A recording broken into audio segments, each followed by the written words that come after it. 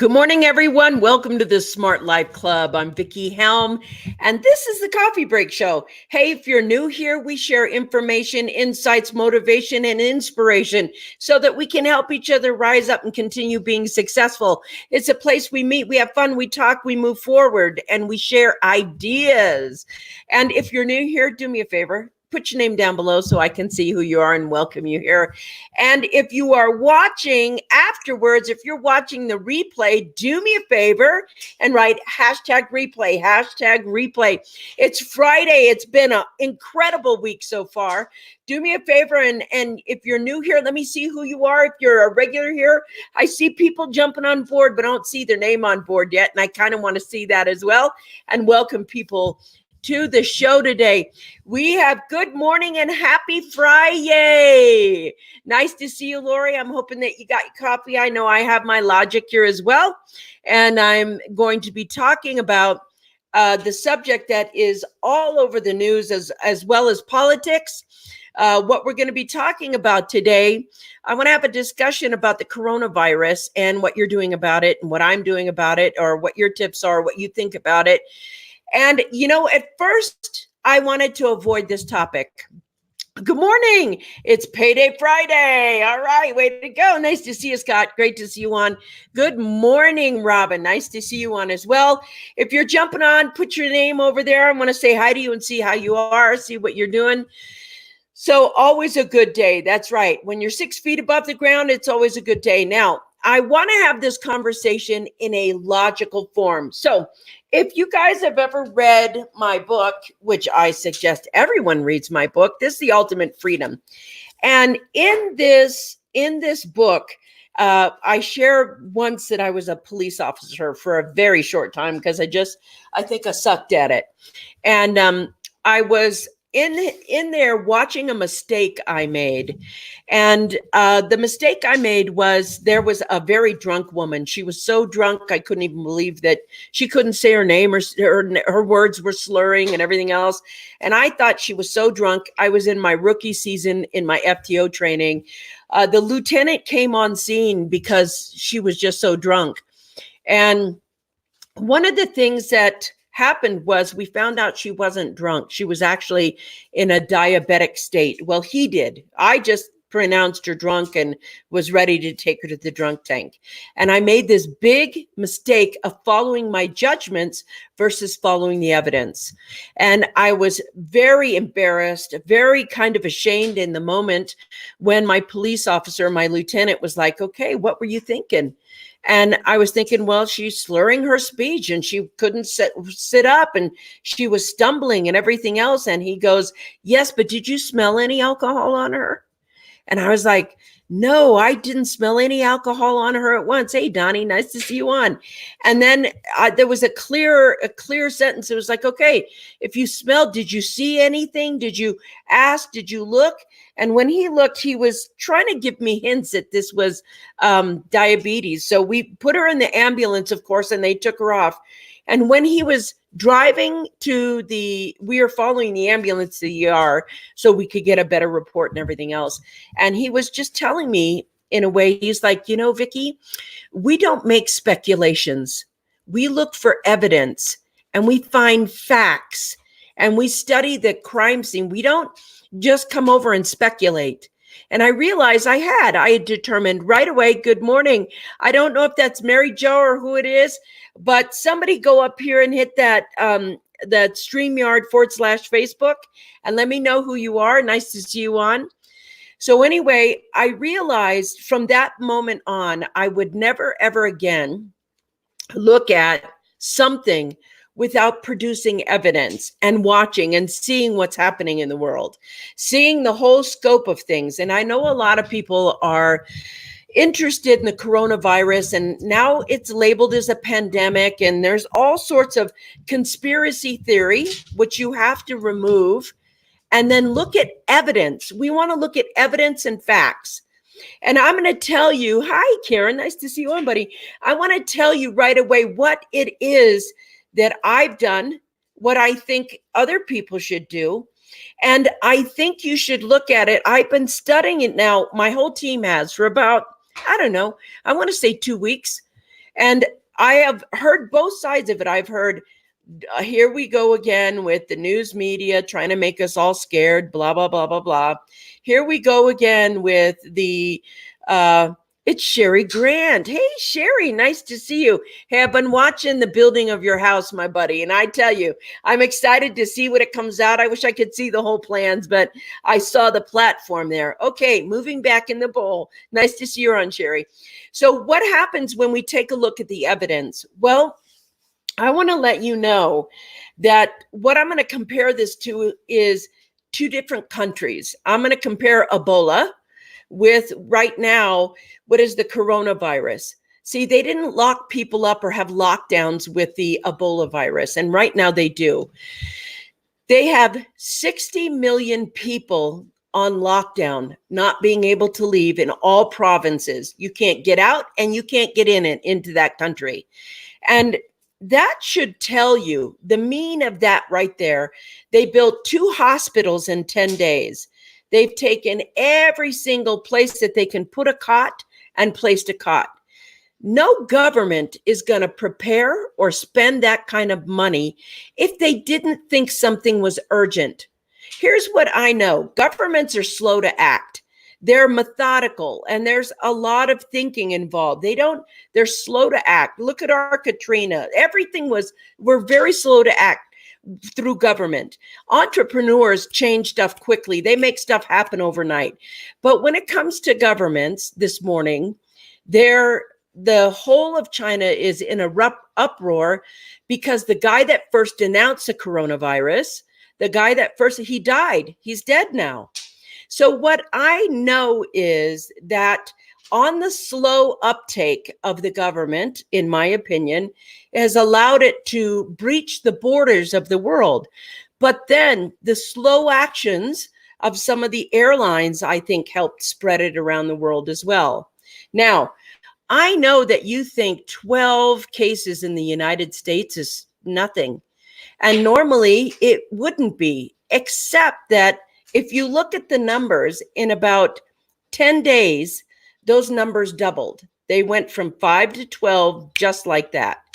And so I am very cautious right now. I want to say this, Scott's going to put some data up for us, which I really want everyone to know about. And I'm having a serious conversation because China is the world's manufacturing place. It's the world's, all stuff gets made all over the world. So let's take a computer. The keyboard gets made in Mexico, and the hard drive gets made in France, and the CPU gets made, I don't know, in the United States. And then all of it gets shipped to China, and China is the last place of assembly. They put the computer together. And I believe the regulation says that the last place of assembly gets to claim that it's from China, even though it's made all around the world. So the last place of assembly for that good, China is the last place of assembly for so much manufacturing, so many things that we take for granted. They're just going to keep shipping to us, etc. Most factories are closed right now. We have Hyundai that's closed, everything that's closed. You can look at this information for yourself. But the data is evidence of how serious it is. And if you're not taking it serious and saying, well, it can't happen to me, it can't happen to us, that's okay. But what I'm thinking is more serious is the economic evaluation of it happening and everything else that's happening with it. Scott says containment measures of the virus now cover 27 quarantine cities and 140 million people. That is twice the population of the UK. And we think about that. If you're a government, you had to lock down 140 million people. Could you imagine trying to lock up in America 140 million people and put them on lockdown? And could you imagine how hard that might be? How serious would it be for the president to come up and say, okay, we have to have lockdown measures so that we don't spread this virus, so that it's not popping up everywhere? So with 140 million workers not working, shops are closing. There are Starbucks they're shut. 4,000 of them all across the entire province of China. All of them are closed. They are literally just coming to a standstill. They're like, hi, we're China. And they like hit a brick wall. They don't know the duration of how long their kids are going to be out of school. All classes indefinitely closed. All universities indefinitely closed. Now, why does this matter? Well, when we had that 2008 market crash, that subprime mortgage, it was our contracts and our mistakes. All of it was in the United States. And the United States fell. And what happened when it fell? Everybody was like, ooh, it fell. But they didn't think it was going to affect them. And suddenly country after country after country after country was just absolutely pummeled financially by the financial collapse of 2008. So it's the aftermath or the during math that is something that we can look at right now. You have to look at it right now. It's not just about how to invest and how do I save my stocks and where should I go into gold and should I get metals? Should I diversify? You should be diversified anyway. But the things that you take for granted every day, there are going to be supply chain disruptions around the world indefinitely, because right now factories are closed indefinitely. So when we're looking at the long-term thing, we are a connected world right now. They have cruise ships that are docked right now with people on board in different countries. Cruise ships are being turned away from ports. Like Japan is like, don't bring that cruise ship in this morning. There's cruise ships right now sitting in dock. Nobody can get off. They're on lockdown because they've been diagnosed with this illness. So I want to go back over here because you guys are talking a mile a minute and I want to join in. And I want to say, let's see, Karen says, I really appreciate your research and expertise, Scott. I do too. The guy's great at it. Good morning, everyone. Have to listen while keeping my eyes on the corgi kids today. Thank you. I'm enjoying the puppy babies. Barb loves the fur babies. I do too. I highly recommend this book. I read Vickie's work before I met her, loved her then, love her them now. Thank you. Thank you, Karen. As Vickie was discussing last week, preparedness is what increases your calm during a critical situation. Yes, and I think we are hitting a critical situation. Scott says tons and tons of food spoiling at the border. Now listen to me. This is so important. And I want to introduce Scott. Scott's part of our research team, and he was a newsman for ABC, NBC, and CBS. He is a journalistic genius, and he does a lot of our research for factual stuff for us. So when I talk, I actually have the data in front of me. So Scott is actually sharing it live. Thank you for being on, by the way, Scott. Sharing it live as we speak. So tons and tons of food spoiling at the border. Virus leads to famine. That's the cycle.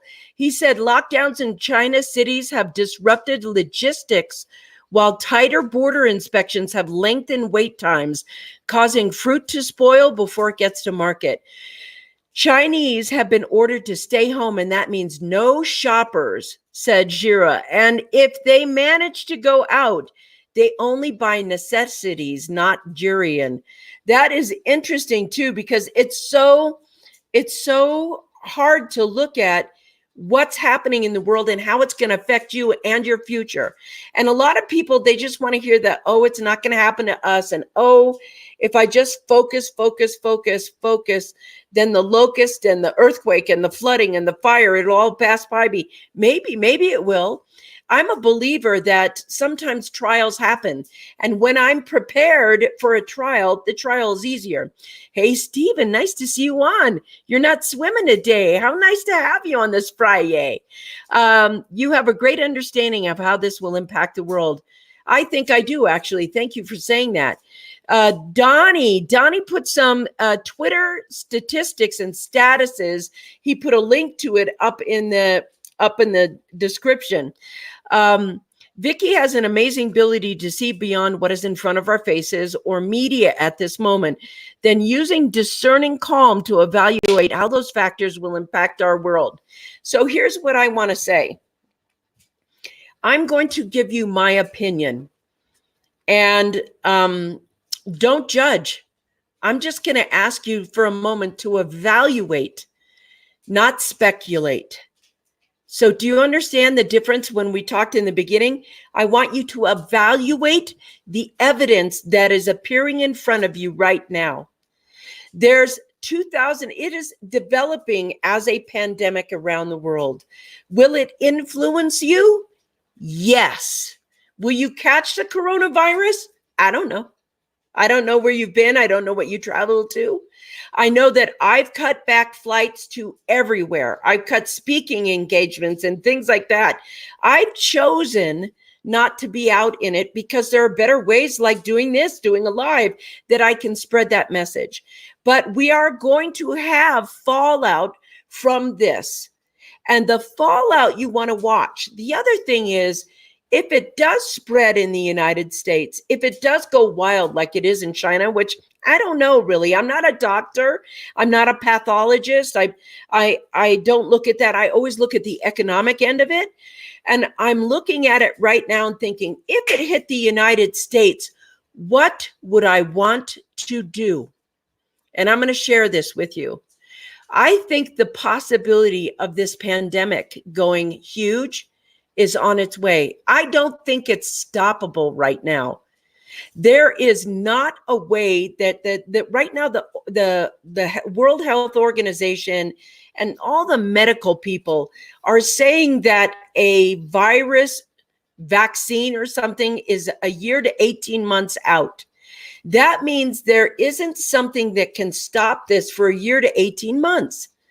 And that means those people in China who probably are desperate for a shot. I know there's a pill right now that cured a woman, or some sort of vaccine, I'm not sure, but it cured a woman who was 72 of the virus in 48 hours. But again, the issue is that the governments are slow. Just because it cured this woman in 48 hours doesn't mean they're going to roll it out tomorrow and see how it does in China. If for some reason, the glut, the red tape, everything else that exists from point A to point B slows everything down. But the virus is so virulent that if we're slow, it can gather more momentum as it goes. Now, if I look at it and I look at how fast the pandemic has actually spread right now, I can look at it and see, okay, maybe the airlines, I want to let you know something. Just because we've stopped China's airlines from coming into the United States doesn't mean they're not coming into the United States from Wuhan or any of the provinces within China. And I just read recently from a friend on Facebook, and he just said this. He was like, well, you know what? I go every year to, and it was like some southern South American country. And on the way back, they had him flying on a China Airlines with 400 other people coming from China. And I was like, how is that possible? So what happens is the plane goes from China and it flies into Panama, into the Panama. Then from Panama, these Chinese don't get off the plane. They fly into the US. So they're taking a circuitous route. We've blocked the borders from Chinese airlines coming in. And so they've taken to, we're going to be on cruise ships then. Then we're coming in on airplanes. One of the top places people want to come to when they're ill or when they want an opportunity, the United States is the place where most people want to end up in their immigration process. Now, if they're Chinese and they own a building in the United States and they have the right to come here for 6 months or whatever else, and they have to fly through Panama to get in here, they're going to do what they need to do to come here. So there's an unknown factor. And we have to take into the evidence factor, the evidence equation, what's happening in China, what's happening around the world, what's happening in our country, what's happening that we don't see. You know, it's like immigration. They want a wall between there because people are trying to get into the United States, no matter what, whether it's legally or illegally. So it's the same. People want to flock here. So the unknown of that coming here, those people coming in from Panama. So what my friend did was he said, the devil is in the details. You got to look at every single flight. They had him here and then from Panama to Texas and from Texas to wherever his home is. And I thought, isn't that interesting? So if the Chinese people have a lot of money, they can fly into Panama. Then they can fly into the flight from Panama into the United States, because we haven't blocked Panama from flying into the US. Do you guys understand this? This is so important to understand, because there's a big unknown zone. And because of that, for me, I think it's going to spread a little thicker. I think it's going to get much bigger. I don't think we're going to see a duration of 1 to 3 months. And so what happens is, that means you have to look how long are China's shops closed. And if you don't think that's affecting you, how long could you close your business down right now and survive? How long could you shut everything down, no income creation? How long could you shut it down before it started hurting you? Most people live paycheck to paycheck, right? So if you have a business, you're pretty dependent on making money every single month in order for you to live. So now if the government came by and said, you can't open your business, I'm sorry, it's open to the public, and right now it needs to be shut to the public. Well, for how long? I'll let you know. How would you feel about that? How would that affect you financially? Well, if you look at any of the videos coming from China, there's no cash flowing. There's no sales being made. Everything is like soaring, and just stopped. And that will affect us. That's going to affect us in the long term. And how long that happens for, that's going to affect the duration of how long it happens to us. I mean, they have to gear up and run up. We don't know how long the virus is going to be for. So even if they have indefinitely, we're not going back to school, how many teachers in the US right now could not go to work like summertime indefinitely and living paycheck to paycheck? So we need to have some awareness about this. You guys are talking over here, and I want to go back over here and listen to the conversations we're having. Karen says, deaths from the coronavirus are sad. Yes. But people don't understand that the ripple effect of the economics and supply chain can be slow death for the world. Yes, it can be utmost crazy. So thank you for sharing, Donald. So true. As a healthcare provider, I never really explored the financial impact beyond getting the medicine, supplies, and personal needs to react to the crisis. And that's true. Right now, there's short supplies of N95 masks all over the world, not in China, all over the world. Those masks are hard to get in the United States.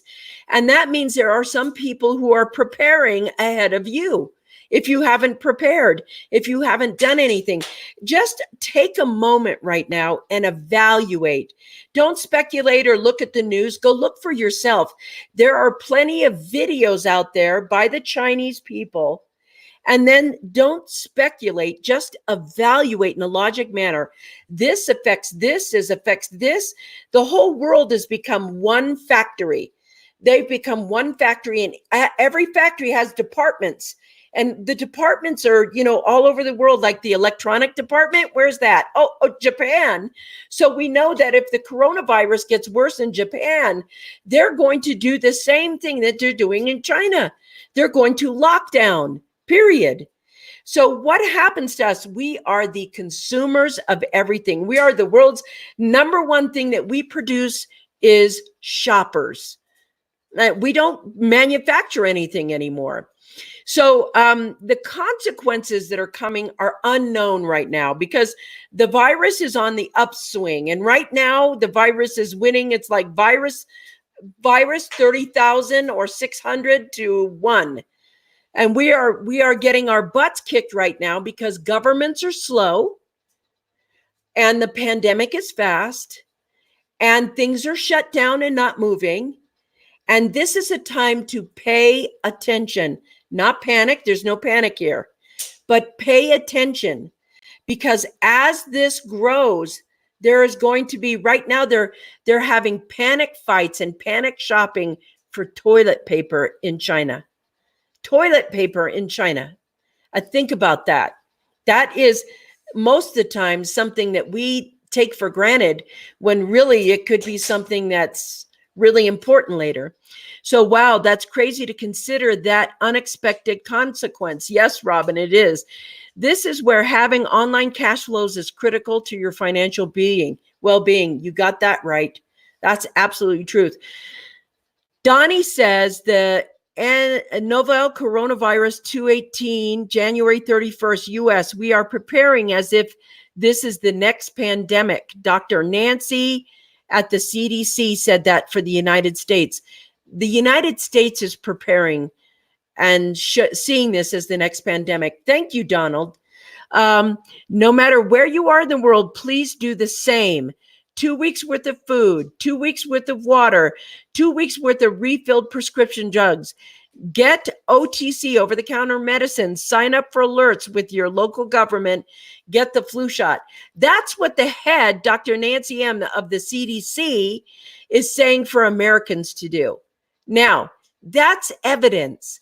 When you pay attention to the experts and they're saying, do this, I would prepare. I'd have 2 weeks worth of food. Well, I got to tell you, I think you should have more than 2 weeks of food. Scott says foreigners are complaining that the new hospitals in Wuhan are merely quarantine centers without any medical resources.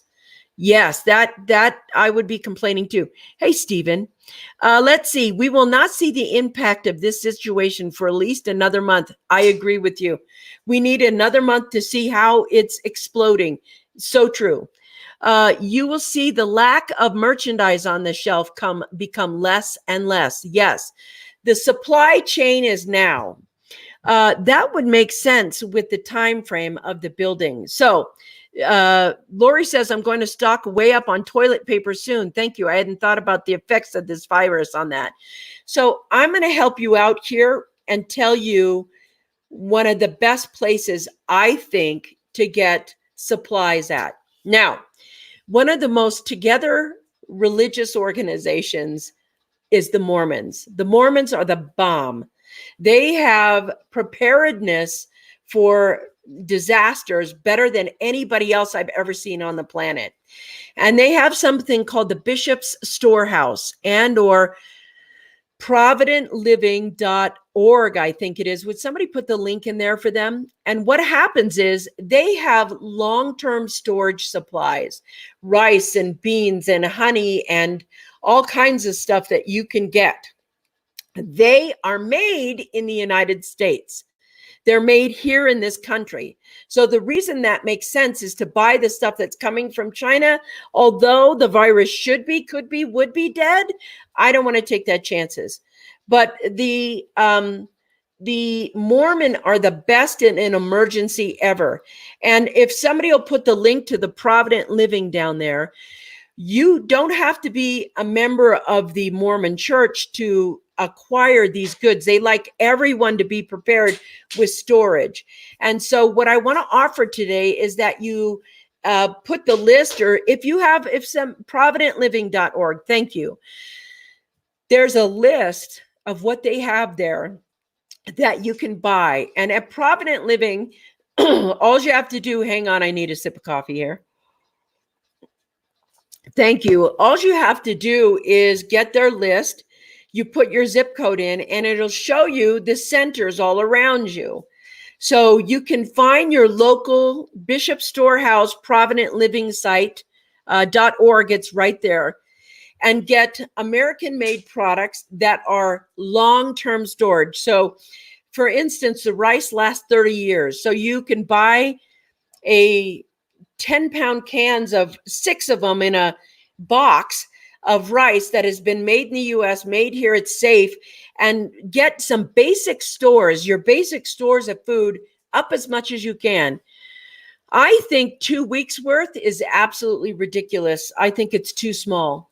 And I think that having much more will help you out. Now, get what you can afford. Don't go crazy. I eat the food anyway. I eat a lot of rice. I eat a lot of beans. I have peanut butter and honey and all these other things.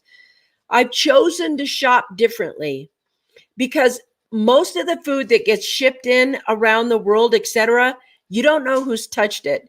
And lettuce, for instance, if it's not local lettuce, if it's not local, if you buy local, you're safe.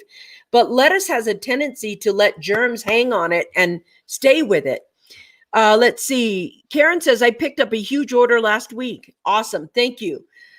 I have also somebody who in my house is a medical person. So I'd like to ask Robin, what would you suggest people have in their basic medical kit other than their prescriptions? And maybe a little extra dog and cat food for your cat. So right now, preparing is just preparing. We don't want to be paranoid. We want to be proactive. Proactive means you want to have this before the inflation happens. Now, I want to tell you something. Supply and demand are everything.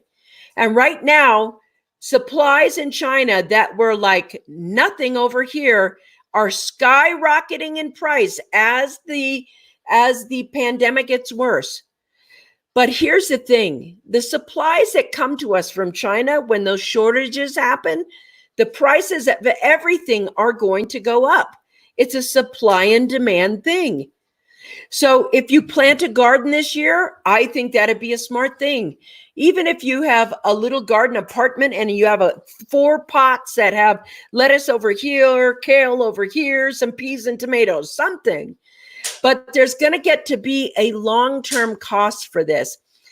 There's 140 million people in one country affected. The country is our hub for distribution around the world. Its economy literally is dropping. And so if we look at the types of things that are going to be ahead of us and we focus on them now is going to be the cheapest time to purchase. Now is going to be the least expensive time to prepare. Now is going to make you feel less stressed and comfortable and more proactive. Now is the time to pay attention. You can't take your eyes off this for 1 second. Now, here's the thing. They threw the doctor in jail. They threw him in jail for speaking about it. Now, what happened now is that people are in an uproar because he was a truth teller. We have a tendency to kill our whistleblowers now when they're actually telling the truth. So I want us to pay attention, be reasonable, be proactive, do something now. This is a conversation we'll have about the coronavirus. We're going to have a few updates and things that we can put in this show right here for you. Scott says spices, salt and pepper make all those boring staples taste better. Yes, make sure you get some spices. This is not an endorsement for the Latter-day Saints, but they are prepared. They are the fastest responders in crisis and demonstrated during Katrina and other crises. So they're very prepared to help you prepare. Donald says, be awake, be aware, be calm, be prepared, and live your lives. We do not know where this is going, so remember to enjoy your lives and those that surround you. Even during these difficult times, we must appreciate the miracle called life. And I'm going to end that show with that. I'm going to read it one more time and end it. The emergency food kits are good to have on hand as well. And Lori put a link there, and that's perfect. There's some at Costco. I agree. Get them before the price goes up. Get them before there aren't any to get.